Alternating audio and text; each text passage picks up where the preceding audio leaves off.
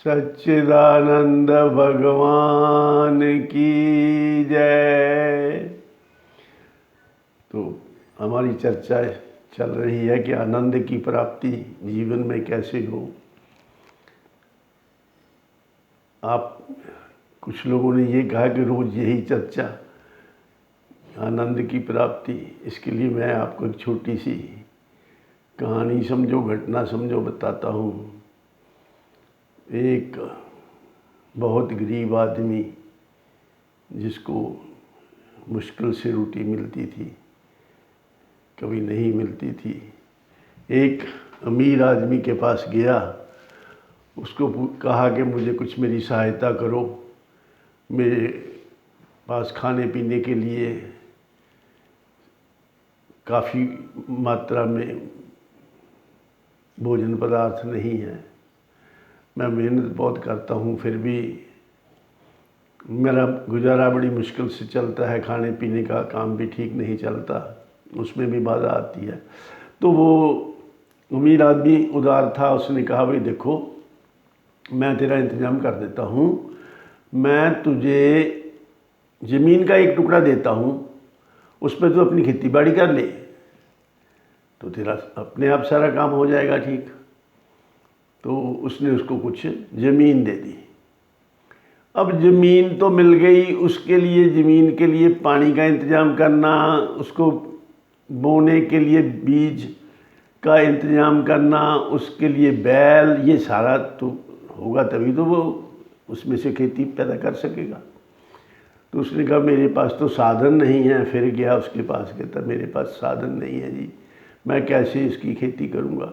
उसने कोई बात नहीं, मैं तुझे बैल भी प्रोवाइड कर देता हूँ, मैं तुझे हल भी प्रोवाइड कर देता हूँ, तुम्हें सारे साधन मैं दे देता हूँ, करो काम।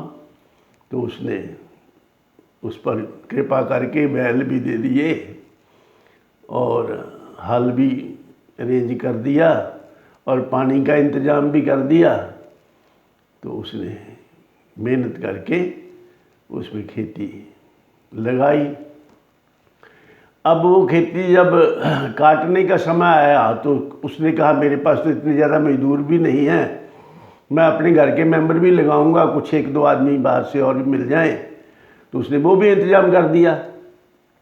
अब वो जो अमीर आदमी था, उसने उसे कहा, देखो भाई, मैंने तुझे ज़मीन भी दे दी, मैंने तुझे बैल भी दे दिए, सारा इंतज़ाम तुम्हारा मैंने फसल का पूरा कर दिया है।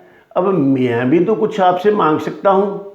सर हाँ जी, आपका तो सारा कुछ आपने किया है, आप जो मर्जी ले लिए, कर दिए, फसल मुझको दे देना। वो अब सोच में पड़ गया। कहते ऐसे ही अरेंजमेंट कर देंगे हम तुम्हें हमेशा जो चीज़ चाहिए देते रहेंगे, उसमें काम करते रहना, और जो फसल आया करेगी वो मुझको दे देना। अब आप सोचिए कि उस आदमी को जिसने मेहनत की उसको क्या मिला, और जिम्मेदार जिसने उसको ये सब कुछ दिया था उसको क्या नहीं मिला। हम जो भी कुछ वो करता था, जितने साधनों से जो कुछ कमाता था, वो फसल के लिए सारे मेहनत करता था, फसल कमाता था और फसल वो ले लेता था। तो उसने सोचा भी इसमें तो कोई फ़ायदा नहीं। कहने का तात्पर्य ये है कि हम कोई भी काम करते हैं, जो उसका रिजल्ट है वो हमें क्या चाहिए। कोई आदमी नौकरी करता है, कोई व्यापार करता है, कोई खेती करता है, कोई दुकान करता है, कोई भी धंधा करते हैं, वो किसके लिए करते हैं? वो करते हैं कि हमारा गुजर बसर ठीक हो जाए और हमारी लाइफ आनंदित रहे। यही है या कुछ और है?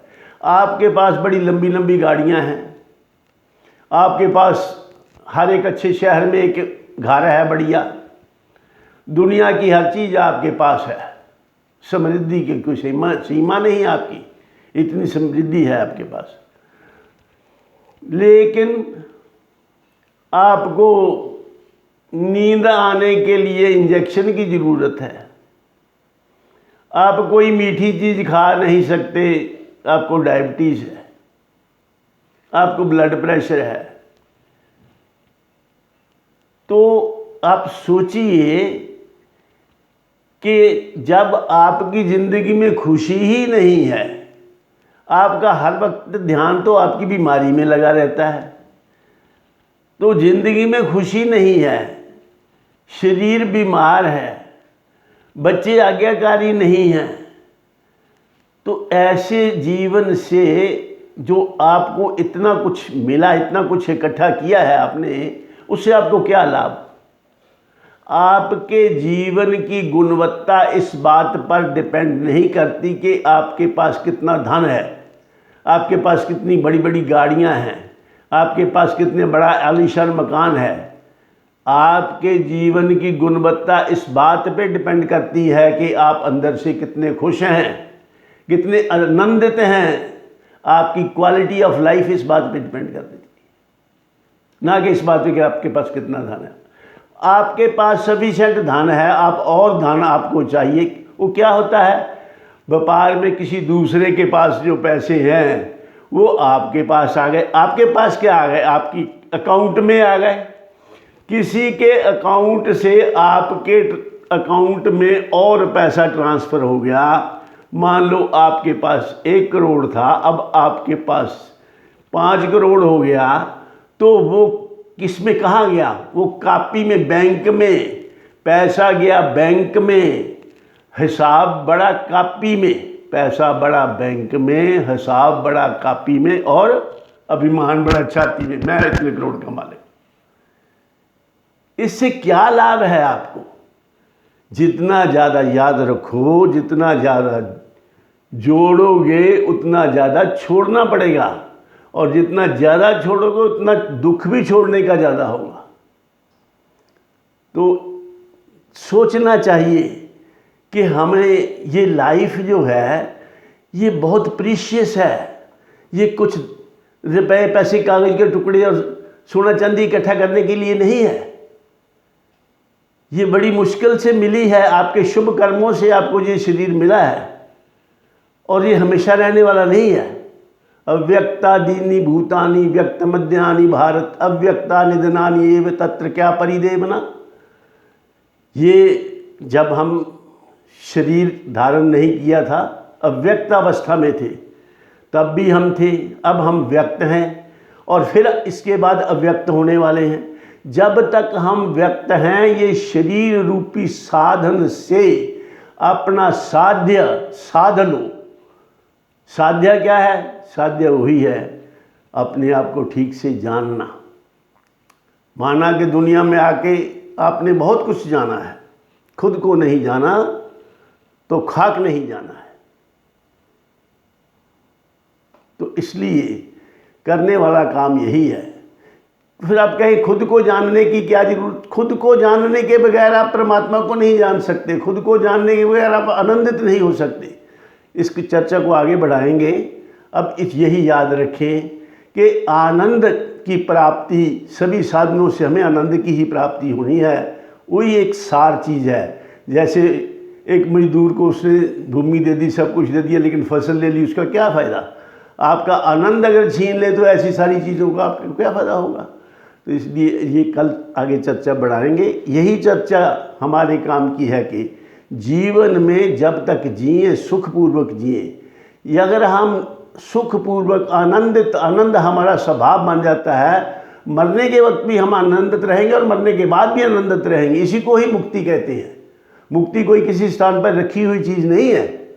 पहले आप जीवन मुक्त होंगे, फिर आप मरने के बाद भी मुक्त अवस्था को प्राप्त हो जाएंगे। और ये जन्म मरण का साइकिल आपका जो है, पुनरपि जननम पुनरपि मरणम पुनरपि जननी जठरे शयनम, ये सारा जो चक्कर है ये सारा टूट जाएगा। चक्कर जन्म मरण का साइकिल टूट जाएगा। और ये जीवन की सबसे बड़ी सफलता है। इसी के लिए हमें सत्संग की ज़रूरत है। ये सत्संग अगर कोई सुनता रहे, अगर कोई सत्संग में आता रहेगा तो मरने का भय दिल से जाता रहेगा। बोलिए श्री सद्गुरुदेव महाराज की जय। इन शब्दों के साथ मैं अपनी वाणी को विराम देता हूँ और आप सबके कल्याण की कामना करता हुआ आपसे ये उम्मीद रखता हूँ कि ये चर्चा आपको पसंद आई होगी। इसके लिए आप इसको शेयर और लाइक ज़रूर कर देना। Thank you very much.